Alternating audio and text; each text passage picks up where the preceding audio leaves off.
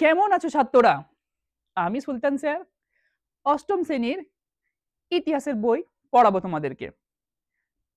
আগের দিনে পড়িয়েছিলাম ইতিহাসের প্রথম অধ্যায়, ইতিহাসের ধারণা। ইতিহাসের ধারণার পার্ট 1 তোমরা পড়েছিলে। আজকে পড়বে ইতিহাসের ধারণার পার্ট 2। তাহলে আগের দিনে পড়েছিলেন পার্ট 1, আজকে পড়বে পার্ট 2। আমাদের এই সমস্ত ক্লাসের ভিডিও, যে বাংলা, ইংরাজি, ইতিহাস, ভূগোল যে বইগুলো আছে অষ্টম শ্রেণীর সমস্ত বইয়ের ভিডিও পেয়ে যাবে @স্কুলওয়ালা ইউটিউব চ্যানেলে। এছাড়াও আমাদের ভিজিট করতে পারো ওয়েবসাইট @স্কুলওয়ালা.info-তে। আর আমাদের নিজস্ব অ্যাপও আছে। আজকে পড়বো ইতিহাস ধারণার পার্ট 2টা। পার্ট 2 এ কি কি আছে? তো পার্ট 2 এ আছে ভারতের ইতিহাসে যুগ বিভাগের সমস্যা। যে ভারতের যে ইতিহাসটা আছে সেই ইতিহাসের কি যে যুগ বিভাগের যে সমস্যা সেইগুলো পাবে। আর কি আছে? ভারতের আধুনিক কালের ইতিহাসের উপাদান। ভারতের যে আধুনিক কালের ইতিহাস তার উপাদানগুলো তোমাদের সেইগুলো আজ বোঝাবো। তোমাদের যে পাঠ্যপুস্তক বইটা আছে ইতিহাস বই, সেই বইটা কি অতীত ও ঐতিহ্য। এই যে বইটা তোমরা দেখতে পাচ্ছ, এই বইটা তোমাদের কাছে সবার কাছে আছে। তোমরা দেখতে পাবে এই যে অষ্টম শ্রেণীর অতীত ও ঐতিহ্য, এই বইটা খুললে প্রথম যে সূচিপত্র আছে কি ইতিহাসের ধারণা। তো ইতিহাসের ধারণার ইতিহাস কেন পড়বো এই সমস্তগুলো আমি পার্ট 1-এ বলেছিলাম। তাহলে আজকে পার্ট 2 হচ্ছে। তো পার্ট 2 এ তোমরা ইতিহাসের যে 4-5টা পেজ যদি তোমরা উল্টাও, সেখান থেকে তোমরা পেয়ে যাবে এই পার্ট 2 এর যে পড়াগুলো আছে। তাহলে কি ভারতের ইতিহাসের যুগ বিভাগের সমস্যা। এবং যুগ বিভাগ বলতে কি, যে ইতিহাসে আমাদের যেমন যুগ আছে, প্রত্যেকটা যুগ এক একটা আছে না, যেমন প্রাচীন যুগ, মধ্যযুগ, আধুনিক যুগ, কেউ বলে কলিযুগ, এরকম সব যুগ আছে। তো ইতিহাসেও কেউ বিভিন্ন যুগে কি বিভাগ করা হয়েছে। তো যুগে বিভাগ করতে গিয়ে বিভিন্ন সমস্যা হয়েছে। সেই সমস্যাগুলো কেন হয়েছে, সেই সমস্যাগুলো কি, সেগুলো আমরা বিস্তারিত জানবো। তো কি ভারত ইতিহাসের যুগ বিভাগের সমস্যা হলো ইতিহাসকে বিভিন্ন কি সময় পর্বে ভাগ, যে বিভিন্ন সময়ের যে একটা পর্ব আছে তাতে ভাগ করে, যে একটি জটিল ও বিতর্কিত বিষয়। এটা কারণ একটা জটিল এবং বিতর্কিত বিষয়, কারণ এই বিভাজন নির্ধারণ নিয়ে নানা মতভেদ রয়েছে। কারণটা হলো যে এই যে বিভাজন হয়েছে, সেই বিভাজনের কি একজন বলেছে এটা হওয়া উচিত আর একজন বলেছে ওটা হওয়া উচিত, যে এই যে মতের যে ভেদাভেদ, এটাই মতভেদ এর জন্য এটা একটা সমস্যা। সাধারণত ধর্ম, শাসন ব্যবস্থা, সামাজিক পরিবর্তনের ভিত্তিতে হয়। তাহলে কি হিসাবে ভিত্তি করে করেছে? ধর্ম, শাসন ব্যবস্থা, যে সামাজিক পরিবর্তন, তার ভিত্তিতে ভাগ করেছে। এই যে ইতিহাস বইটা, যেই বইটা তোমাদেরকে আমি দেখালাম, তোমাদের কাছে যে বইটা আছে, সেই বইটা তোমাদের যে হাতে আছে, ওই বইটা যদি দেখো, ওই বইটা যদি পড়ো, তোমরা কি বলবে না, এটা দেখতে পাবে যে এটা হলো কি আধুনিক ভারতের ইতিহাস। কারণ কি এটা আধুনিক ভারতের ইতিহাস? এই জন্যে কারণ হলো এতে পলাশির যুদ্ধ থেকে ভারতের স্বাধীনতা লাভের কথা আছে।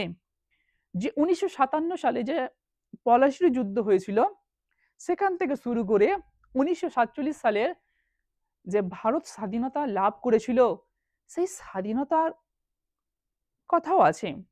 তাহলে 1947 সাল থেকে যদি স্বাধীনতার কথা থাকে, তাহলে ওইটা কি আমরা বলবো কি আধুনিক যুগের ইতিহাস। আর আর কি আছে ওই বইয়ে না, ভারতের ব্রিটিশ শাসনের কি শুরু আছে, শেষ আছে, এই সমস্ত কথা কি আধুনিক ভারতের ইতিহাসেই ধরা হয়। কি ধরা, আমরা যদি ধরি কি এটা কি আধুনিক ভারতের ইতিহাস, এই বিষয়গুলোকে আমরা আধুনিক ভারতের ইতিহাস বলে থাকি। তোমাদের কাছে যে বইটি আছে ওটা কি আধুনিক যুগের ইতিহাসের বই হিসাবেই ধরা হয়। তো তাহলে আমরা দেখে নিই যুগ বিভাগ, সাধারণত যুগ বিভাগ কি করে করা হয়, কটা যুগে বিভাগ করা হয়েছে সেটাও বুঝে নিই। যুগ সাধারণত যে যুগ বিভাগ প্রচলিত পদ্ধতি আছে, যে পদ্ধতি সেটাকে যে 3 ভাগে ভাগ করেছে। ক ভাগে ভাগ করেছে? না 3 ভাগে ভাগ করা আছে। সাধারণ যে ইতিহাসকে ভাগ করা হয়েছে, সে ইতিহাসকে 3 ভাগে ভাগ করা হয়েছে। 3টা ভাগ কি কি? না প্রাচীন যুগ, মধ্যযুগ আর আধুনিক যুগ। তাহলে কি কি যুগে ভাগ করেছে? তাহলে প্রাচীন যুগের ইতিহাস, মধ্যযুগের ইতিহাস আর আধুনিক যুগের ইতিহাস। সাধারণত আমরা প্রাক ঐতিহাসিক যুগ থেকে শুরু করে 700 খ্রিস্টাব্দ পর্যন্ত এই সময়টাকে আমরা কি প্রাচীন যুগের ইতিহাস ধরে নিই। ভারতের কিন্তু ইতিহাসের কথা বলছি। মধ্য যদি মধ্যপ্রাচ্যের ইতিহাস ধরি, সেখানে কিন্তু সময়কালটা অন্য হবে, এবং আমরা যদি ইউরোপের ইতিহাস দেখি, সেখানে কি সময়কালটা অন্য হবে। বিভিন্ন ইতিহাস যে ভাগ করা হয়েছে তার সময়কাল ভিন্ন ভিন্ন। এখানে ভারতের ইতিহাসকে যদি ভারতের যে ইতিহাস সেটাকে যদি ভাগ করা হয়, আমরা প্রথম প্রাক ঐতিহাসিক যুগ থেকে 700 ধরতে পারি। মধ্যযুগটাকে আমরা 700 খ্রিস্টাব্দ থেকে 1757 খ্রিস্টাব্দে ধরতে পারি। আমরা 1757 পর্যন্ত ধরবো, এবং 1757 খ্রিস্টাব্দে যে পলাশির যুদ্ধ হয়েছিল সেখান থেকে শুরু করে আজ পর্যন্ত, মানে বর্তমান পর্যন্ত, এটাকে আমরা কি আধুনিক যুগের ইতিহাস ধরে নিই। তো এই যে 3টা ভাগ হয়েছে, প্রাচীন যুগের ইতিহাস, মধ্যযুগের ইতিহাস ও আধুনিক যুগের ইতিহাস, এই যে 3টা ভাগ, এই ভাগটা করলো কে? এই ভাগ সম্বন্ধে ভাবলোটা কে?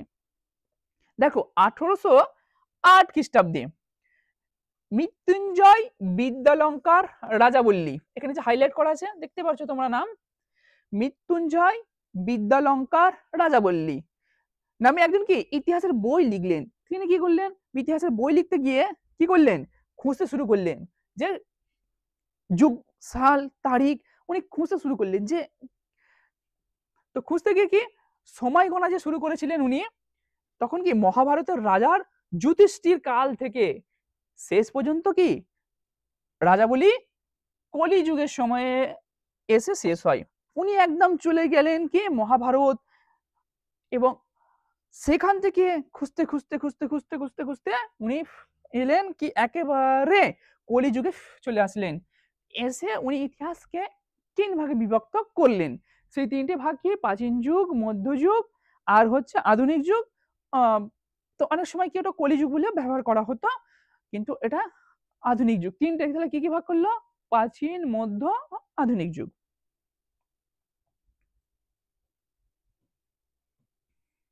এখন এই যে 3টে যুগ ভাগ হলো, যে প্রাচীন যুগ ভাগ হলো, মধ্যযুগ বললো, আর হচ্ছে আধুনিক যুগ, তাহলে আমরা ক ভাগে ভাগ পেলাম? ইতিহাসকে 3 ভাগে পেলাম। তো ওই 3 ভাগে যে বিভাগটু অনেক ঐতিহাসিক মেনে নেয়নি। কেন মেনে নেয়নি? তাদের যুক্তি কি ছিল? এই যে বিভাগের এটা জালে ভারতের ইতিহাসের যে যুগ বিভাগ তার সমস্যাটা, এখানে প্রথম সমস্যাটা বলি। তারা কি বলতে চাইছে? যে ঔরঙ্গজেবের সময়কাল, যে ঔরঙ্গজেব ছিল উনি মৃত্যুবরণ করেছিল কি 1757 খ্রিস্টাব্দে। তো 1757 খ্রিস্টাব্দে মৃত্যুবরণ করেছে। আর ভারতের ইতিহাসের যে মধ্যযুগ, এই যে মধ্যযুগ, তাকে ফেলা হয়েছিল। কাকে ফেলা হয়েছিল? না ঔরঙ্গজেব, ওনাকে ফেলা হয়েছিল মধ্যযুগে। আর মাত্র অর্ধ শর্ত, মানে অর্ধ শর্তক বলতে কি 50 বছর, মাত্র 50 বছর পরে কি হয়েছিল? না 1757 খ্রিস্টাব্দে পলাশির যুদ্ধ হয়েছিল। তাহলে পলাশির যুদ্ধকে ফেলা হলো কি আধুনিক যুগের ইতিহাসে, আর ঔরঙ্গজেবকে ফেলা হলো কি মধ্যযুগের ইতিহাসে। কিন্তু টুইস্টটা হলো এখানে যে লেখক এই বিভাজনের যৌক্তিকতাকে নিয়ে প্রশ্ন তুলেছেন, কারণ বাংলার নবাবী শাসন, যে বাংলায় যে নবাবদের শাসন ছিল, সেই শাসন ব্যবস্থা, যে প্রশাসনিক ব্যবস্থা ছিল, তা মুঘল যে প্রশাসন ব্যবস্থা ছিল না থেকেই নেওয়া হয়েছে। যে মুঘলদের যে প্রশাসনিক ব্যবস্থা ছিল, প্রশাসন পরিচালনা করার যে ব্যবস্থা ছিল, সেই ব্যবস্থাটা নেওয়া হয়েছিল ঔরঙ্গজেবের যে প্রশাসনিক ব্যবস্থা ছিল সেটা থেকে। এবং শুধু তাই নয়, যে ব্রিটিশ ইস্ট ইন্ডিয়া কোম্পানিরাও তাদের শাসনের প্রথম দিকে, তারা যখন প্রথম শাসন করে, প্রথম প্রশাসনিক সেটা কি ওই একই যে নীতি ছিল সেই নীতিকে বাহাল রেখেছিল। পরবর্তীতে তারা তার নীতি পরিবর্তন করেছিল। তাহলে যখন ইংরেজরা প্রথমে আসলো, তারাও কিন্তু ঔরঙ্গজেবের যে শাসন ব্যবস্থা ছিল সেই ব্যবস্থাটাকে কায়েম করলো কিভাবে? না প্রথম ঔরঙ্গজেবের শাসন ব্যবস্থাটাকে লক্ষ্য করে চলতো বাংলার নবাবরা, এবং বাংলার নবাব যখন 1757 খ্রিস্টাব্দে যখন পলাশির যুদ্ধ জয়লাভ করলো ইংরেজরা, তখন তারাও সেই নিয়ম কানুনই অবলম্বন করেছিল প্রথমের দিকে। তাহলে যদি পলাশির যুদ্ধ 1957 সালে হয় এবং ওই ধারাবাহিকতায় বাজায় থাকে, তাহলে ঔরঙ্গজেবকে মধ্যযুগে ফেললো কিভাবে, এটা প্রশ্ন করেছিল। এখানে হচ্ছে যুগ বিভাগের প্রথম সমস্যাটা আছে। আগে আগে চলো আরো কিছু সমস্যা আমরা খুঁজে পাবো।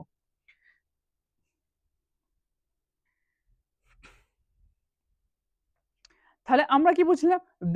এখন পর্যন্ত বুঝতে পারলাম যে যুগ বিভাগের সমস্যাটা এই কারণে, কারণ লেখক বলেছিলেন, প্রশ্ন এটাই তুলেছিলেন যে ঔরঙ্গজেবকে কেন ফেলা হয়েছিল মধ্যযুগে, এবং সিরাজউদ্দৌলা ও লর্ড ক্লাইভকে ফেলা হয়েছিল আধুনিক যুগে। এরপরে যাই জেমস মিল, একজন হচ্ছে ব্রিটিশ ঐতিহাসিক, যিনি কি ভারতের ইতিহাস খুঁজতে চাইলেন। উনি চাইলেন যে ভারতের ইতিহাসগুলোকে এক জায়গায় জড়ো করতে চেয়েছিল, জড়ো করে তিনি ভারতের ইতিহাসকে ব্যাখ্যা করতে চেয়েছিলেন। তো তিনি বিভিন্ন জায়গা থেকে ইতিহাস সংগ্রহ করলেন, সংগ্রহ করে তিনি একটা বই লিখলেন। জেমস মিলের বইয়ের নাম কি? The history of British India. তাহলে the history of British India, তাহলে সেই ব্রিটিশ সময়ে যে ভারত ছিল সেই তার কত খ্রিস্টাব্দে লিখলে? 1817 খ্রিস্টাব্দে। তিনি তাহলে তিনার বই the history of British India 1817 খ্রিস্টাব্দে লিখলেন। তিনি আবার যুগকে বিভাগ করলেন 3 ভাগে। সেই ভাগগুলো কি কি? না ভাগগুলো হলো হিন্দু যুগ, মুসলিম যুগ ও ব্রিটিশ যুগ। কি কি ভাগ করলো? না হিন্দু যুগ ভাগ করলো, মুসলিম যুগ ভাগ করলো, আর কি করলো? ব্রিটিশ যুগ। দেখো প্রথম দুটো কি করলো? তা ধর্মের নামে করলো। প্রথম দুটো কি করলো? ধর্মের নামে। আর শেষটা কি করলো? না শাসকের জাতির নামে করলো। শেষটা কি করেছে? শাসকের জাতির নামে করেছে। তাই কিন্তু শেষটাকে কি, যে একটাকে যেহেতু হিন্দু বলেছিল যুগ, একটাকে বলেছিল কি মুসলিম যুগ। তা ব্রিটিশরা তো খ্রিস্টান ছিল, বলতে পারতো খ্রিস্টান যুগ। উনি কিন্তু খ্রিস্টান যুগ বলেনি, উনি বলেছে কি হিন্দু যুগ, মুসলিম যুগ আর কি ব্রিটিশ যুগ। তাহলে দুটোকে কি করলো? ধর্মের ভিত্তিতে ভাগ করলো, আর একটাকে জাতির ভিত্তি থেকে। তাহলে বুঝতেই পারলে, অর্থাৎ উনি বলতে চাইছে যে ধর্ম নয়, জাতির পরিচয়ই ব্রিটিশের সভ্যতা পরিচিত হতে চাই। কি এসে পরিচিত হতে চাই? না ধর্ম নয়, জাতির পরিচয়েই ব্রিটিশ সভ্যতা যে আছে তা পরিচিত হতে চাই। আধুনিক হতে হলে, যদি আধুনিক হতে হয়, ধর্মের বদলে কি জাতির পরিচয়ে দরকার। ওনার মতে যে ধর্মের পরিচয় নয়, জাতির পরিচয়ে, আধুনিক হতে গেলে ধর্মের পরিচয় নয়, জাতির পরিচয় দিতে হবে। সেটা নাহলে তার ব্যক্তিগত বিষয় ছিল। কিন্তু উনি কি করলো? ইতিহাস লিখতে গিয়ে কি করলো? তার সঙ্গে কি দেখালেন যে মুসলিম যুগকে কি করলো? ইতিহাসে অন্ধকারময় যুগ বললো। কি মুসলিম যুগটাকে কি করলো? অন্ধকারময় যুগ বলে ব্যাখ্যা করে দিল ওনার হিসাবে। আর কি হিন্দু যুগকেও কি অশ্রদ্ধার দেখেছিলেন। উনি হিন্দু যুগটাকেও অনেক অশ্রদ্ধার চোখে দেখেছিলেন, যে হিন্দু যুগে এটা। তো আর ব্রিটিশ যুগকে কি করেছিল? ব্রিটিশের যে যুগ ভাগ করেছিল তিনটে বললাম, হিন্দু যুগ, মুসলিম যুগ আর ব্রিটিশ যুগ ভাগ করেছে।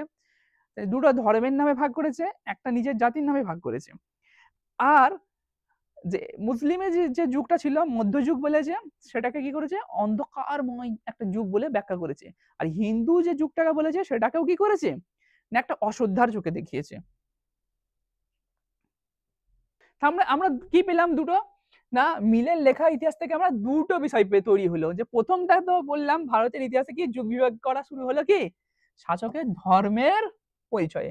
আর মিল ধরেই নিলেন যে প্রাচীন ভারতের সব শাসকই হিন্দু।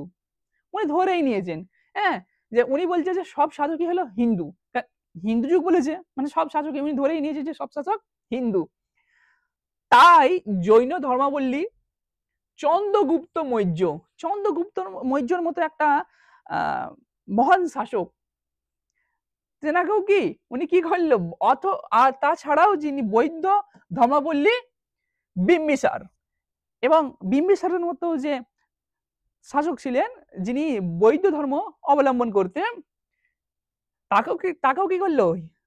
ইতিহাসে ঢুকে পড়লো কি হিন্দু যুগের ইতিহাসে।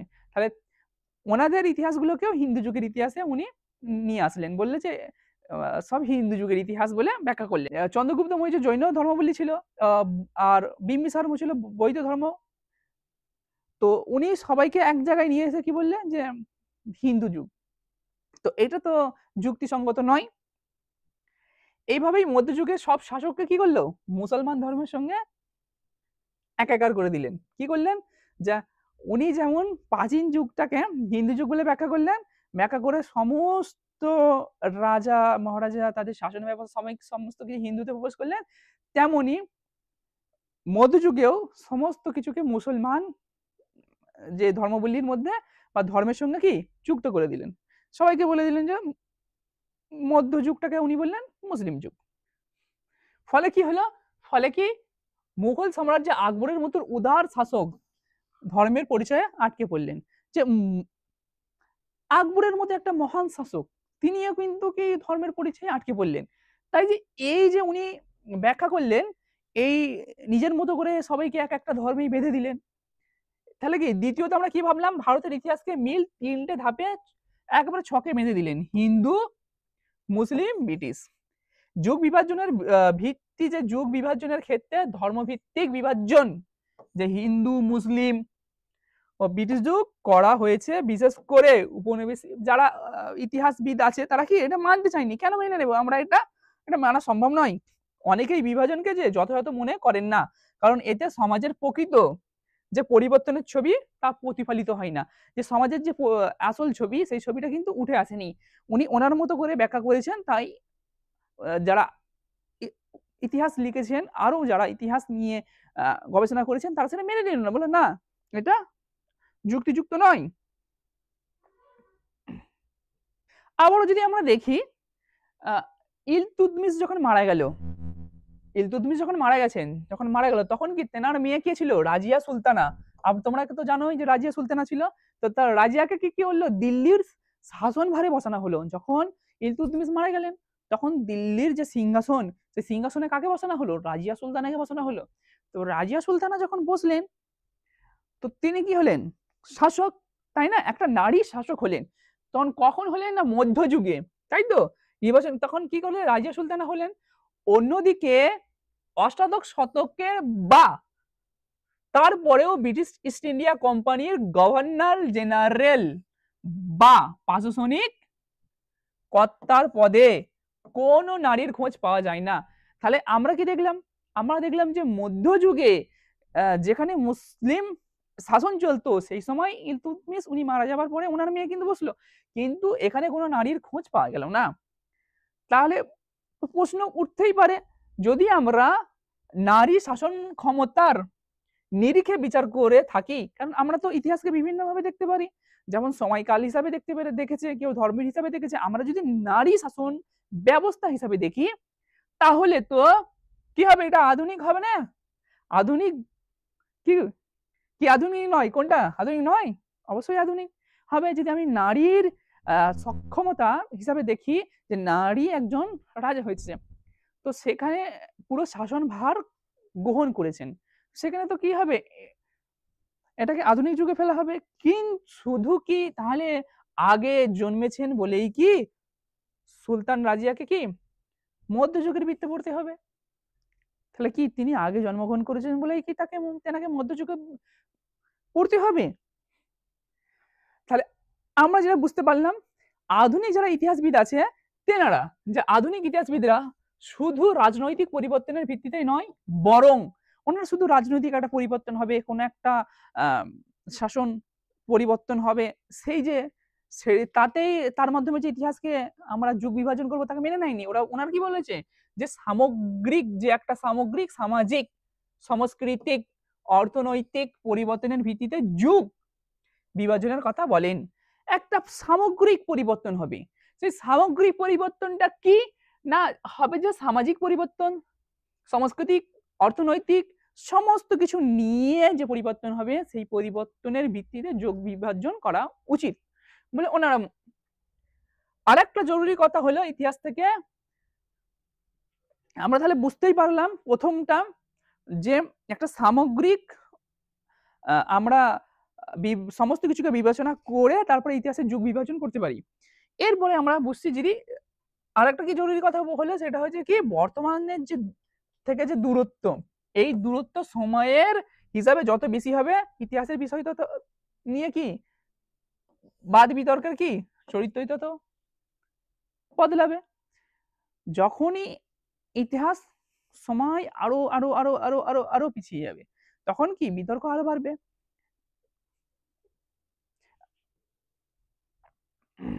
তাহলে আমরা বুঝলাম কি সময় যত পিছবে তত কি বিতর্ক আরো বাড়বে। বিতর্ক কেন বাড়বে? যেমন যদি আমরা উদাহরণ যদি দিই কি সম্রাট অশোকের যে ভাবনা চিন্তায় কলিঙ্গ যুদ্ধের যে প্রভাব হয়েছিল, কলিঙ্গ যুগের প্রভাব তো তোমরা জানোই। এই নিয়ে নানা বিতর্ক থাকলেও সেই বিষয়টা মানুষের কি প্রতিদিনের জীবনে আজ আর তত প্রাসঙ্গিক নয়। কেন? কারণ কি তাই নিয়ে ঐতিহাসিকদের মধ্যে বিতর্ক থাকলেও সামাজিকভাবে সেই বিতর্কে ততটা জরুরি নয়। কারণ কলিঙ্গ যুদ্ধ নিয়ে অনেক তর্ক আছে, তর্ক বিতর্কগুলো ঐতিহাসিকদের মধ্যে সীমাবদ্ধ, যে সামাজিক মানুষের জীবন প্রণালীতে কিন্তু সেইভাবে প্রভাব ফেলেনি। কিন্তু যদি আমরা বলি 1947 সালের আমাদের ভারতবর্ষের বিভাজনের কথা, আমরা তো জানি ভারতবর্ষ 1947 সালে বিভাগ হয়েছিল, ভারত ও পাকিস্তান হয়েছিল। তো সেইটা কিন্তু আজকের দিনেও প্রাসঙ্গিক। যেমন ঐতিহাসিকদের মধ্যে মতভেদ আছে যে কোনোভাবে কি আমাদের ভারতের স্বাধীনতা যে হয়েছিল সেই সময় যে আমাদের দেশটা বিভাজন হয়ে গেল, এই বিভাজনটা কি কোনোভাবে রোখা যেত না? এটা একটা প্রশ্ন থাকেই যে এই যে বিভাজনটা হয়ে গেল, এই বিভাজনটা কি আমরা কোনোভাবেই রুখতে পারতাম না? এইটা কিন্তু আজকের দিনেও কিন্তু এর প্রাসঙ্গিকতা অনেক আছে। কারণ হচ্ছে বহু বয়স্ক মানুষ আছে যারা সেই সময়ের যে কষ্ট দুঃখ, সেই যে দেশ ভাগের যে কষ্ট, সেই যন্ত্রণা, সেইগুলো কি স্মৃতিতে নিয়ে ঘুরছে, সেই স্মৃতি আজও তাদেরকে কষ্ট দেয়। আর সাথে সাথে আমাদেরও জীবন প্রণালীতে যে দেশ ভাগ হয়েছিল তার প্রভাব কিন্তু আজ পর্যন্ত আমাদের উপরে পড়ছে। তাই এইটা কিন্তু প্রাসঙ্গিক। তাহলে আমরা কি বুঝলাম? যে যত যেই জিনিসটা অনেক পুরনো হয়ে গেছে, যে জিনিসটা আমাদের জীবনে কি প্রভাব ফেলে না, সেটা নিয়ে আমাদের অত চিন্তা ভাবনা বা তর্ক বিতর্ক সামাজিক ভাবে হয় না, ঐতিহাসিক ভাবে হয়।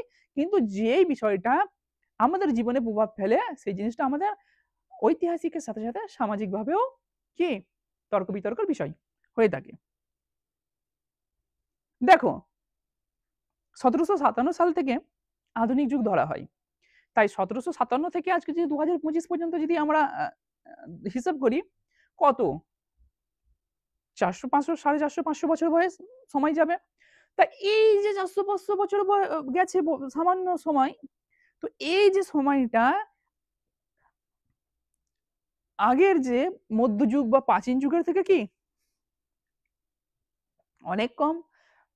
তাই সমস্ত তথ্য কিন্তু সংরক্ষিত করে রাখাটা কি অনেক সহজ। আর এই যে বিজ্ঞানের যে উন্নতি হয়েছে, বিজ্ঞানের উন্নতির মাধ্যমে আমরা কি বই, যে আমাদের ডায়েরি গুলো আছে বা যেগুলো আমাদের 1957 সালের যে পলাশির যুদ্ধের বিভিন্ন সামগ্রিক আছে সেগুলো কি সংরক্ষণ করে রাখা হয়েছে। তো আমরা যদি এই যে ভারতের আধুনিক কালের ইতিহাসের উপাদানগুলো দেখি, তাহলে কি হয়েছে? প্রথমেই তো আমি বললাম গত 400 বছরে কি কাগজপত্র, বই, আঁকা, ছবি কি ততটা কি হয়নি, নষ্ট হয়নি। আবার বৈজ্ঞানিক উপায়ে সেগুলো কি ভালো করে রাখা হয়েছে। এবং এই পুরো পৃথিবী জুড়ে এই যে ইতিহাসের যে বর্তমান কাল অথবা যদি আমরা বলি আধুনিক ইতিহাসের যে উপাদান, সেটা কি পৃথিবী জুড়েই কি হয়েছে অনেক আছে।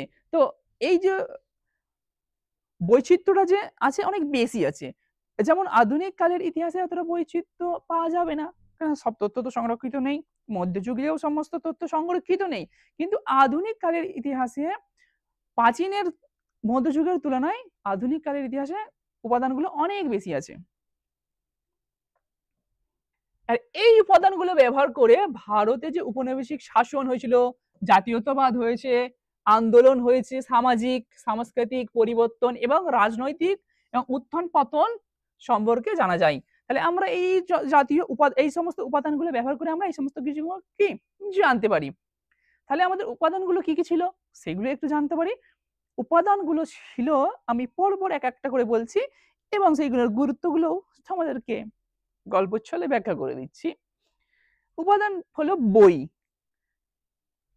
না কি না আধুনিক ভারতের নিয়ে লেখা বিভিন্ন ঐতিহাসিক বিশ্লেষণমূলক বইগুলো, যেগুলো আধুনিক ভারতকে নিয়ে কি ঐতিহাসিক বিশ্লেষণ বই ছিল, সেই বইগুলো আমাদের কি আধুনিক ভারতের যে আধুনিক কালের ইতিহাসের উপাদান হিসাবে একটা গুরুত্বপূর্ণ ভূমিকা রাখে।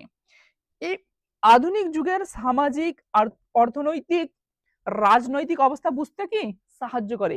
এগুলো আমাদেরকে একেবারে সামাজিক অবস্থা থেকে রাজনৈতিক সমস্ত অবস্থাকে বুঝতে কি খুব সুবিধা করে। দ্বিতীয় উপাদানটা আমরা দেখি, প্রথম উপাদান হলো বই, আমরা দ্বিতীয় উপাদানটা পাবো পত্র-পত্রিকা। এটা যদি আমরা দ্বিতীয় উপাদান বলি তাহলে কি পত্র-পত্রিকা। তাহলে সেই সময় যে পত্র-পত্রিকাগুলো ছিল সেগুলো একটা গুরুত্বপূর্ণ ভূমিকা পালন করে। পত্র-পত্রিকাগুলো কি ঊনবিংশ ও বিংশ শতাব্দীর সংবাদপত্র, যেমন কি কি না সংবাদ কৌমুদি, কি ছিল না সংবাদ কৌমুদি ছিল হিন্দু, পেট্রিয়ট। আর সেই সময়ে জনমত, সামাজিক সমস্যা, জাতীয়তাবাদী চিন্তাধারা সম্পর্কে কি ধারণা দেয়। এই সমস্ত যে সংবাদ কৌমুদি আছে বা হিন্দু, পেট্রিয়ট, এই সমস্ত যে সংবাদপত্রগুলো ছিল এইগুলো দিয়েও কিন্তু ইতিহাসের সেই সময়ের উপাদানগুলো স্পষ্ট হয়ে যায়। তাহলে সেই সময় কি আমরা জনমতগুলো জানতে পারছি, সামাজিক সমস্যা সমস্ত কিছু জানতে পারছি। আমরা যদি তৃতীয় উপাদান হিসাবে ধরি তো কি আত্মজীবনী ও স্মৃতিচারণ। আত্মজীবনী ও স্মৃতিচারণ।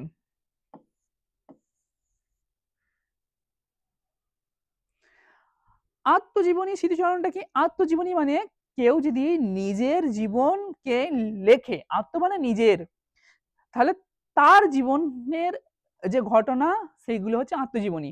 বা স্মৃতিচারণ বলতে কি, স্মৃতি বলতে আমার জীবনের যে মেমোরিগুলো, বুঝতেই পারছো স্মৃতি, সেইগুলো যে সংরক্ষণ মানে লিখে লিখে রাখা, এগুলো স্মৃতিচরণ। তাহলে এইগুলো কি ভারতের আধুনিক নেতাদের, যেমন কে কে ছিলেন, মহাত্মা গান্ধী ছিলেন, জওহরলাল নেহরু বা অন্যান্য জাতীয়তাবাদী ব্যক্তিদের লেখা আত্মজীবনী। ওনারা ওনাদের জীবনে যে ঘটনাগুলোকে এবং জীবনীটাকে লিখে রেখেছিলেন এবং ডায়েরি চিঠিপত্রগুলো তাদের চিন্তা ভাবনা, সে সময়ের ঘটনা প্রবাহ প্রত্যক্ষ বিবরণ কি করে, যে বিবরণগুলো ছিল তা প্রদান করে, প্রত্যক্ষ বিবরণ প্রদান করে।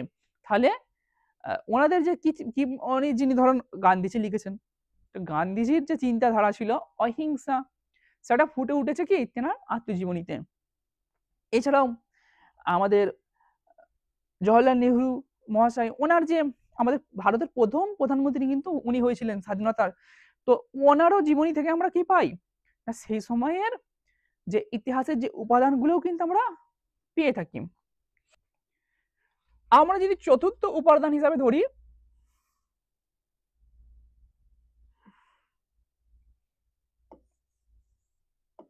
আমরা যদি চতুর্থ উপাদান হিসাবে ধরি কি সাহিত্য কবিতা। সাহিত্য কবিতা, দেখো কবিতা এমন একটা যেটা দিয়ে অনেক কিছু কিন্তু ফুটিয়ে তোলা যায়। সেই সময়ে যে পরাধীন ভারতে কাজী নজরুল ইসলামের বিভিন্ন লেখা সেই সময়ে ইংরেজদের বিরুদ্ধে একটা হাতিয়ার হিসেবে কাজ হয়েছিল, সাধারণ জনগণকে বুঝিয়ে দিয়েছিল যে কতটা অন্যায় ইংরেজরা করছে এবং তাদেরকে জাগিয়ে তুলেছিল। সেরকমই নীল দর্পণ যে নাটক আছে তাতেও কিন্তু ইংরেজদের কি অত্যাচারটা তুলে ধরা হয়েছিল। এবং ওটা কি তাহলে যে লেখাগুলো থাকতো যেমন কবিতা হোক বা সাহিত্য হোক, সেগুলো থেকে সেই সময়ের কি পুরো ঘটনাগুলোকে ফুটিয়ে উঠতো। তো আধুনিক ভারতের সাময়িক যে সাহিত্যিক কাজগুলো মানুষের জীবনযাত্রা ও সামাজিক রাজনীতি সংস্কৃতি পরিবর্তনকে কি তুলে ধরে, সেই সময়ে যা যা ছিল সমস্ত কিছুকে কি তুলে ধরে। আমরা যদি 5 নম্বরে ধরি তাহলে সরকারি ও প্রশাসনিক নথি। দেখো যে সরকারি নথিগুলো ছিল, ব্রিটিশ সরকার যে বিভিন্ন কি উপনিবেশিক প্রশাসন তৈরি করেছিল, সরকারি রেকর্ড রেখেছিল। সেই সরকারি, আমরা যেমন বিডিওতে এখন যে সরকারি দপ্তরগুলো আছে, বিডিও, এসডিও, সেখানে কি বিভিন্ন তথ্য তোলা থাকে। এবং আমাদের পঞ্চায়েতে, আমাদের গ্রামের কটা স্কুল আছে, এছাড়া কতগুলো জলের কল আছে, অথবা রাস্তা ব্যবস্থা কি কিরকম কি, ওইগুলো কি তথ্য তোলা তোলা থাকে। এরকমই আগিয়ে গেলে বিডিও, এসডিও, সেখানে বিভিন্ন তথ্য তোলা থাকে। স্কুল কত আছে, হসপিটাল কটা আছে, স্বাস্থ্যকেন্দ্র কটা আছে, কিরকম রাস্তা থেকে শুরু করে সমস্ত কিছু তোলা থাকে। সেই সময় তোলা থাকতো কি, সেইগুলো থেকে আমরা কি তাহলে পাই না, তখনকার সেই উপাদানগুলো প্রশাসনিক এবং প্রশাসনিক প্রতিবেদন, বিভিন্ন প্রতিবেদন হয়েছিল, আইন জারি হয়েছিল, নীতি হয়েছিল। সেই উপনিবেশিক যখন শাসন ব্যবস্থা ছিল, সেই নীতিগুলো ভারতীয়দের জীবনযাত্রা সম্পর্কে তথ্য দেয়। তখনকার ভারতীয়দের যে জীবনযাত্রা ছিল, সেই জীবনযাত্রা সম্পর্কে একটা তথ্য দান করে যে তাদের জীবনযাত্রা এইরূপ ছিল। আমরা 6 নম্বরে ধরতে পারি প্রত্নতাত্ত্বিক ও ঐতিহাসিক স্থাপত্য। দেখো, প্রত্নতাত্ত্বিক বলতে বোঝায় এটা যেগুলো মাটির নিচে খনন করে পাওয়া যায়, আর ঐতিহাসিক বলতে যেগুলোকে কি ইতিহাসে যেগুলো স্থাপত্য, ঐতিহাসিক স্থাপত্য বলতে তখনকার যে স্থাপত্যগুলো তৈরি করা হয়েছিল। তাহলে কি, আধুনিক যুগে শহরগুলোতে নির্মিত হয়, যেমন তখনকার যেমন রেলওয়ে স্টেশন, সরকারি ভবন। দেখো, সরকারি ভবন বলতে তখন সরকার যে সমস্ত ভবনে কি করতো, নিজেদের যে রাজত্ব সেগুলো যে পরিচালনা করার জন্য বিভিন্ন ভবন তৈরি করেছিল। যেমন আমাদের কলকাতায় হচ্ছে কলকাতা গভর্নমেন্ট যে হাউস, সেটা যেটা রাজভবন বলে। তো এরকম অনেক কিছু তৈরি করেছিল। সেগুলো থেকে আমরা বিভিন্ন তথ্য পেয়ে থাকি। আধুনিক শিল্পকলা, আধুনিক যুগের যে শিল্পকলা, সেই শিল্পকলাগুলো দিয়ে আমরা যে ইতিহাসের উপাদানগুলো সংগ্রহ করে থাকি, এবং ব্রিটিশ ও ফরাসি উপনিবেশিক যে স্থাপত্যগুলো সে সময়ের প্রযুক্তি নগর উন্নয়নের প্রমাণ বহন করে। তাহলে তাদের যে স্থাপত্য শিল্পকলা, এইগুলো থেকেও কিন্তু সেই সময়ের কি যে প্রযুক্তি কি ছিল, নগর উন্নয়ন কেমন ছিল, সে সমস্ত গুলো আমাদের কাছে ফুটে ওঠে। এগুলো একটা ইতিহাসের গুরুত্বপূর্ণ উপাদান। মুদ্রণ যন্ত্রের রেকর্ড। দেখো, মুদ্রণ যন্ত্র যে যন্ত্রের মাধ্যমে যে আমার বিভিন্ন জিনিস টাইপ করে রাখা হতো, যন্ত্র কি ছাপিয়ে রাখা হতো, সেই ছাপাগুলোও কিন্তু একটা বিশাল বড় গুরুত্বপূর্ণ ভূমিকা হিসেবে কাজ করেছে। এগুলো কি করেছে, প্রচারপত্র, সেগুলো ছিল প্রচারপত্র, নথি, সরকারি বিজ্ঞপ্তি। আধুনিক ভারতের ইতিহাসে কি আমাদের আধুনিক ভারতের ইতিহাসকে বুঝতে অনেক সহায়তা করেছে। আমরা যদি 7 নম্বর ধরি, তাহলে হচ্ছে ফটোগ্রাফ। দেখো, ছবি, যে ছবিগুলো তোলা হয় ক্যামেরায়, সেই ফটোগ্রাফ। তো ফটোগ্রাফ হচ্ছে ভারতের ইতিহাসে আধুনিক পর্বের যে জানার জন্য একেবারে অন্যতম উপাদান হলো কি ফটোগ্রাফ। একেবারে অন্যতম উপাদান। আমরা যদি নেতাজি কেমন দেখতে ছিল, গান্ধীজি কেমন দেখতে ছিল, ভারতের স্বাধীনতা সংগ্রামে সময়ের কিছু ছবি, এবং শুধু তাই নয়, স্বাধীনতা আমাদের যে অর্জন করা হয়েছিল 1947 সালে, সেই সময় আমাদের ভারত কেমন ছিল, সেটা যদি আমরা খুব ভালো করে বুঝতে চাই, তো ফটোগ্রাফি গুলো একটা বিশাল বড় ভূমিকা পালন করে। যে ছবিগুলো আছে, সেই ছবিগুলো কি একটা বিশাল বড় ভূমিকা পালন করে, সেই সময়ের বিভিন্ন কিছু ফুটিয়ে তুলেছে। যেমন হচ্ছে কি, অর্থাৎ ক্যামেরায় তোলা ছবি, এরকম ছবির অনেক সংগ্রহ থেকে সামাজিক, কি আছে, অর্থনৈতিক, রাজনৈতিক, ইতিহাসের অনেক কিছু জানা যায়। তাহলে সামাজিক বিষয় হোক বা অর্থনৈতিক, রাজনৈতিক বিষয়গুলো কি অনেক ভালো করে জানা যায়। ইউরোপীয় দলিল। দেখো, পর্তুগিজরা, ডাচ, ফরাসি, এনারা কি, দেখো আমাদের ভারতবর্ষ কিন্তু যদি 1957 সাল থেকে দেখো, তো আস্তে আস্তে কি ইংরেজদের দখলে চলে যায়। তেমন কিছু কিছু অঞ্চল, যেমন হচ্ছে গোয়া, এগুলো কি পর্তুগিজদের দখলে ছিল।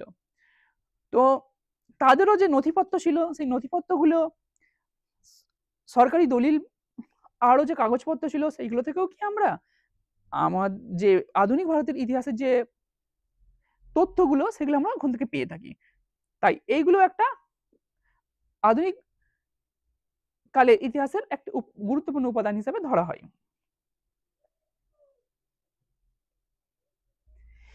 এই উপাদানগুলো একত্রিত করে ভারতের আধুনিক যুগ, বিশেষ করে ব্রিটিশ শাসন ও তার পরবর্তী সময়ের ঘটনা প্রবাহ সম্পর্কে একটি পূর্ণাঙ্গ ও নির্ভরযোগ্য কি চিত্র পাওয়া যায়। একটা যদি আমরা পূর্ণাঙ্গ চিত্র খুঁজে পেতে চাই, তাহলে এই সমস্ত উপাদানগুলোকে আমরা ভিত্তি করে একটা ভারতের যে ইতিহাসের যে উপাদান সেইগুলো পুরো আমরা একটা একটা একটা করে যদি সমস্ত কিছুগুলো একভাবে রেখে দেখি, তাহলে আমরা কি একটা পূর্ণাঙ্গ চিত্র পাবো, একেবারে নির্ভরযোগ্য একটা কি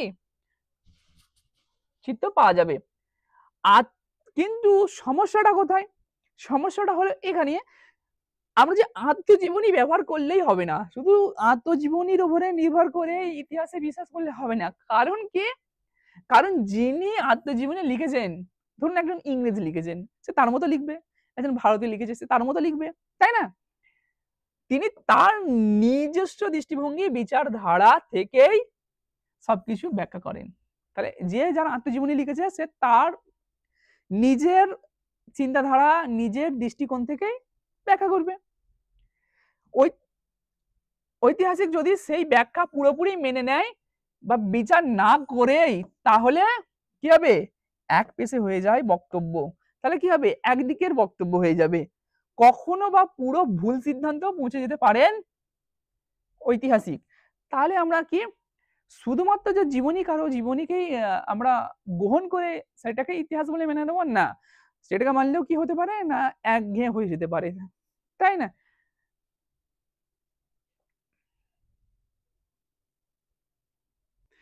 তেমনি যেমন আমরা জীবনীকে, যেমন যে জীবনী লিখেছেন তিনি তার দৃষ্টিকোণ থেকে লিখেছেন, সেরকমই ফটোগ্রাফি গুলো পুরোপুরি নৈর্ব্যক্তিক নয়।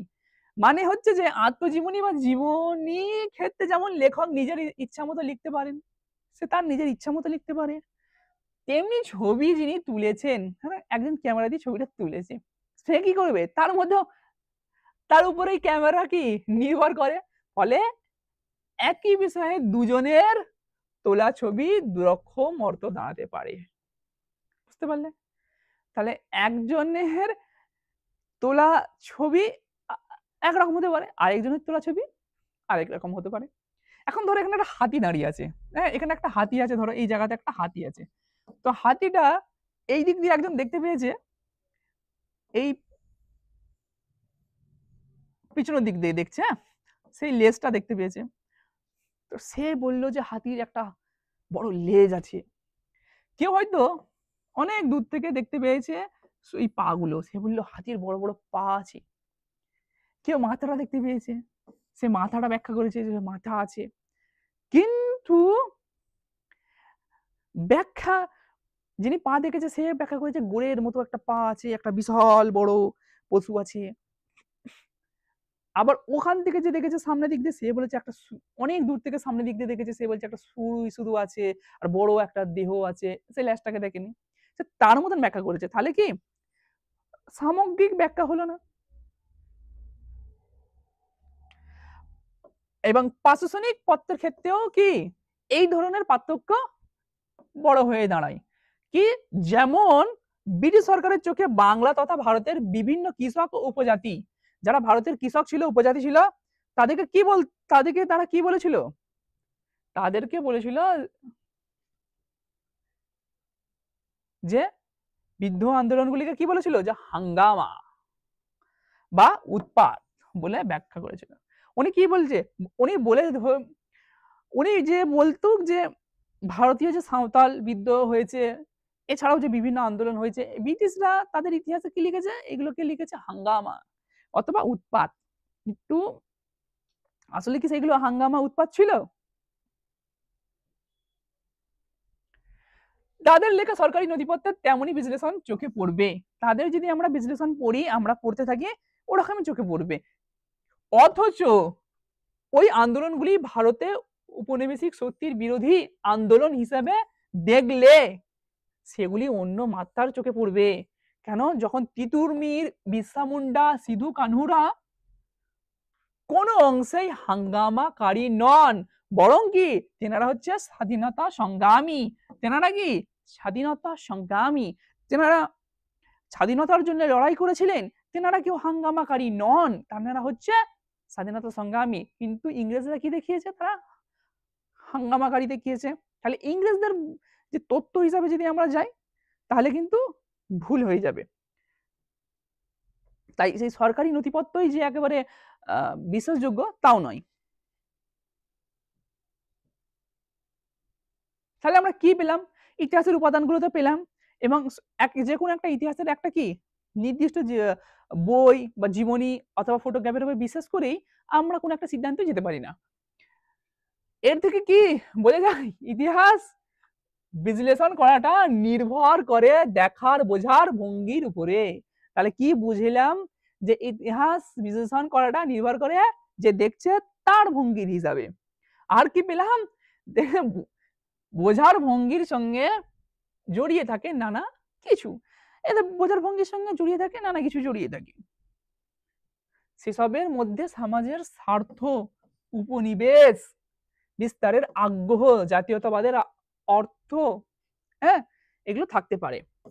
তাহলে আমাদের এই সমস্ত গুলো কি থাকতে পারে, কি কি থাকতে পারে, তাহলে কি বোঝা দরকার, তাহলে বোঝা দরকার সাম্রাজ্যবাদ, উপনিবেশিকবাদ এবং জাতীয়তাবাদ কাকে বলে। তাহলে আমাদেরকে কে বুঝতে হবে, এই এর মধ্যে যেহেতু স্বার্থ লুকিয়ে আছে, তাহলে আমাদেরকে বুঝতে হবে কি, সাম্রাজ্যবাদ বুঝতে হবে, উপনিবেশিকবাদ ও জাতীয়তাবাদ বুঝতে হবে। কারণ কি না, সব কি সাম্রাজ্যের কি থাকে, স্বার্থ লুকিয়ে থাকে।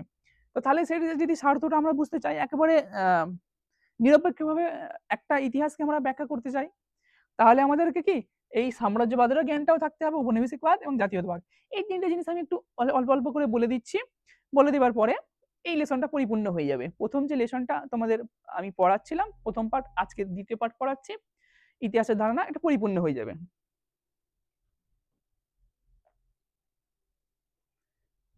দেখো, সাম্রাজ্যবাদ বলতে কি বুঝো, সাম্রাজ্যবাদ হচ্ছে যে, আমরা একদম খুব যদি একটা সহজ করে বলি, একটা শক্তিশালী একটা কমজোরির উপরে কি প্রভুত্ব স্থাপন করতে চাই, সেটাই হচ্ছে সাম্রাজ্যবাদ।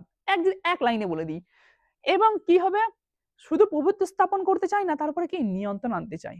নিয়ন্ত্রণ কেন আনবে না, নিয়ন্ত্রণ এই জন্য আনবে, সে তাকে বড় প্রমাণ করার জন্য, এবং যে ছোট আছে তাকে শোষণ করার জন্য। যদি আমি ভালো করে একটু বলে দিই, যে সাম্রাজ্যবাদ বলতে কি সাধারণভাবে বোঝার, যখন কোনো একটি শক্তিশালী দেশ অপর একটি দুর্বল দেশের উপর বলপূর্বক, তাহলে কি বুঝলাম, যে একটা শক্তিশালী দেশ সে কি করছে, একটা দুর্বল দেশের উপর বলপূর্বক, বলপূর্বক মানে কি গায়ের জোরে প্রভাব ও নিয়ন্ত্রণ স্থাপন করে, নিজ স্বার্থে শাসন ও শোষণ করে। শাসন আলাদা, শোষণ আলাদা, এখানে শাসনও করে আবার শোষণও করে, তাহলে সেটা হলো কি সাম্রাজ্যবাদ। তাহলে আমরা ইতিহাসের উপাদানে এটা কিভাবে এটার সঙ্গে সম্পর্ক আছে বলছি।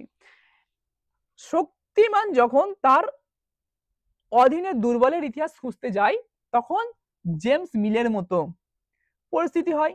দুর্বলের ইতিহাসকে কেবল খাটো করে দেখানোর প্রবণতা থাকে, যে দুর্বলের ইতিহাসকে কি করে ছোট্ট করে দেখানো, খাটো দেখানো হয়। বলা শুরু হয়, দুর্বল শুধুই দুর্বল নয়, অসভ্য ও তাই তার ইতিহাস নেই, কারণ ইতিহাস কেবল সভ্য মানুষের হয়, ইতিহাস কেবল সভ্য মানুষের হয়, তার ইতিহাস নেই। ফলে ইতিহাসহীন অসভ্য মানুষগুলো যাতে সভ্য হয়ে উঠতে পারে, এই যে ইতিহাসহীন অসভ্য মানুষগুলো যাতে সব, তার জন্য তাদের কি সাম্রাজ্যবাদের মধ্যেই রেখে দেওয়া ভালো। তাহলে বোঝা গেল।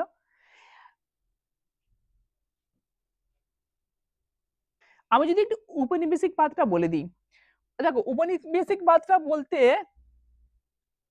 বোঝায় এটি একটি দেশের দ্বারা অন্য একটি দেশের উপর রাজনৈতিক অর্থনৈতিক নিয়ন্ত্রণ স্থাপন, যা প্রায়ই উপনিবেশিক প্রতিষ্ঠার মাধ্যমে করা হয়। প্রথম উপনিবেশিক প্রতিষ্ঠা শুরু হলো, তার মাধ্যমে কি হলো, রাজনৈতিক নিয়ন্ত্রণ নিজের হাতে নিল, অর্থনৈতিক নিয়ন্ত্রণ নিল,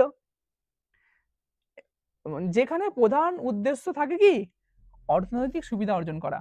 তারা কি করতে চায়, তারা কিছু সেই দেশকে নিজের নিয়ন্ত্রণে এনে তাদের অর্থনৈতিক যে সুবিধা সেটাকে উপভোগ করতে চায়। এখানে যদি আমরা ইতিহাস দেখি না, আমরা দেখতে পাবো যে ইস্ট ইন্ডিয়া কোম্পানি তারা কি নিজেদের স্বার্থ মোতাবেক কি করতো না, বাংলার যারা নীলকর চাষি ছিল তাদেরকে কি করতো, যে ইংল্যান্ডের যে নীল, তোমরা তো নীল জানো, নীল হচ্ছে যে এক ধরনের রং যা কাপড়ে রং করা হতো, এক ধরনের চাষ করা হতো, নীল যে চাষ করা হতো সেই নীলগুলো যেহেতু তখন তো শিল্প বিপ্লব হয়েছিল, শিল্প বিপ্লবের কারণে ইংরেজরা মেশিনে অনেক জামা কাপড় তৈরি করতো, তো সেই জামা কাপড়কে তো রং করতে হবে, তো নীল এক ধরনের রং, তো সেই গুলোকে যোগান করার জন্য নীল চাষ করানো হতো।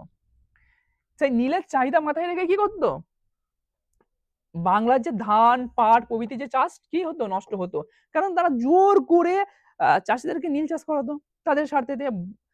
বাংলার অনাহার দুর্ভিক্ষ দেখা দিত, কেন বাংলাতে অনাহার দুর্ভিক্ষ দেখাতো, কারণ আমি বলেছেন কি তাদের প্রধান উদ্দেশ্য হলো কি টাকা, যেগুলো হচ্ছে কি অর্থনৈতিক যে সুবিধা, সেই সুবিধাগুলো উপভোগ করার মেন উদ্দেশ্য ছিল।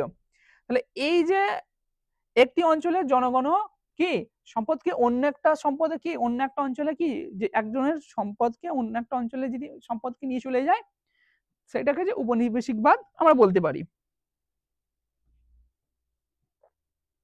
জাতীয়তাবাদ একটি রাজনৈতিক মতাদর্শ বা আন্দোলন, যেখানে কি একটি নির্দিষ্ট জাতিকে মানব সমাজের কি কেন্দ্রবিন্দুতে রাখা হয় এবং এর স্বার্থকে সর্বোচ্চ গুরুত্ব দেয়া হয়। এটি একটি জাতির সদস্যদের মধ্যে ঐক্য ও কি তৈরি করেন, একটা জাতির সমস্ত সদস্যদের মধ্যে কি তৈরি করে, ঐক্য তৈরি করে, ঐক্য ও একাত্মতার অনুভূতি, মানে সবাই যে এক, আমরা সবাই এক, যেমন আমাদের আছে ভারতীয়, আমরা সবাই কি যেখানে পৃথিবীর যে কোণে চলে যাই আমরা সবাই কি ভারতীয়, এই যে মিল, এই মিলটা তৈরি করে কি জাতীয়তাবাদ তৈরি করে, যার মূল লক্ষ্য হলো কি একটি স্বাধীন ও কি সার্বভৌম জাতি বা রাষ্ট্র গঠন করা, একটা স্বাধীন এবং কি সার্বভৌম জাতি গঠন করা, তার স্বার্থ রক্ষা করা। জাতীয়তাবাদ ভাষাগত হতে পারে, ভাষার জন্য একটা জাতি সংগঠিত হয়েছে, ধর্মের জন্য হতে পারে, বংশগত হতে পারে, ভৌগোলিক ঐক্যের উপর ভিত্তি করে গড়ে উঠতে পারে।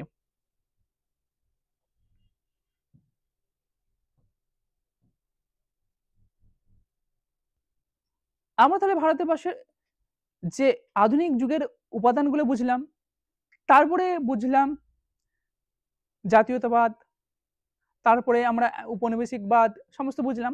এরপরে দেখো দেশের মানুষ যখন কি দেশের ইতিহাস লিখলেন, তখন কি বিভিন্ন ঘটনার অন্য বিশ্লেষণ হাজির হলো। সাম্রাজ্যের স্বার্থ, এবং তারা কি করেছিল, সাম্রাজ্যের স্বার্থ ছিল, তাই সাম্রাজ্যের স্বার্থে উল্টো দিকে দেশের চিন্তাও ইতিহাসে কি জায়গা পেল, শুরু করলো, কারণ তারাও কি করলো না জায়গা পেতে শুরু করলো। আগে যে ইতিহাসগুলো ইংরেজরা লিখেছিল তার বদলে যে দেশীয় ইতিহাস যারা লিখলো তাদের ইতিহাস বইগুলো কি হলো ইতিহাসে জায়গা পেতে শুরু করলো। দেখো যখন ইংরেজরা লিখেছিল তারা কি বলেছিল, সিরাজউদ্দৌলা নিরীহ ব্রিটিশ কর্মচারীদের হত্যা করেছেন বলে অভিযোগ তুলেছিলেন। তারা বলেছিল যে সিরাজউদ্দৌলা নিরীহ ব্রিটিশ কর্মীদের কি হত্যা করেছেন। ব্রিটিশ ঐতিহাসিক, কিন্তু ভারতীয় ঐতিহাসিকরা অঙ্ক কষে যুক্তি দিয়ে প্রমাণ করে দিলেন যে এই অভিযোগ কি মিথ্যা। তাহলে যেই উপাদানগুলো দিয়ে তারা ব্যাখ্যা করেছিল যে ভারতীয় যে রাজা ছিলেন নবাব সিরাজউদ্দৌলা, উনি ব্রিটিশদের কি নির্মমভাবে হত্যা করেছিলেন, সেই যে হত্যা অন্ধকূপ ব্যাখ্যা দিয়েছিলেন। তো সেটাকে ভারতীয় ইতিহাসবিদরা তারা তাদের দৃষ্টিকোণ থেকে তারা তাদের তথ্যগুলো সংগ্রহ করে কি করলো, তাদের উপাদান যে একদিকে যেমন ওনারা উপাদান সংগ্রহ করেছে, এনারা উপাদান সংগ্রহ করে কি করলো না যুক্তি করে বললো যে এটা হচ্ছে কি মিথ্যা। ইতিহাসের মধ্যে ঢুকে পড়লো কি সাম্রাজ্যবাদের বিরুদ্ধে দেশীয় তথা জাতীয়তাবাদী বিশ্লেষণের দ্বন্দ্ব। ঠিক আছে, তাহলে আমাদেরকে পুরোপুরি ইতিহাস বুঝতে গেলে এই সমস্ত কিছুগুলোকে মাথায় রেখে চলতে হবে। আজকে শেষ হলো তোমাদের প্রথম অধ্যায় ইতিহাসের ধারণা। যে ইতিহাসের প্রথম অধ্যায় ছিল পুরোটা পার্ট 1 এ করেছিলাম, আজকের দিনে পার্ট 2টা হলো। তোমাদের যদি কোনো জায়গায় বুঝতে অসুবিধা হয় তোমরা আমাদের এই চ্যানেলে কমেন্ট করবে, তোমাদের কমেন্টে আমরা উত্তর দিয়ে দেব। আর তোমাদের যদি কোনো পরামর্শ থাকে তোমরা সেটা আমাদেরকে দেবে। তোমাদের সুবিধা অসুবিধা হিসাবে আমরা ক্লাসগুলোকে আরো সুন্দর করে তুলব। দেখার জন্য ধন্যবাদ, এবং তোমরা লাইক করো, কমেন্ট করো ও সাবস্ক্রাইব করো। সাথে তোমাদের যে বন্ধুরা আছে সেই সমস্ত বন্ধুদেরকে তোমরা আমাদের ভিডিওগুলো শেয়ার করে দাও।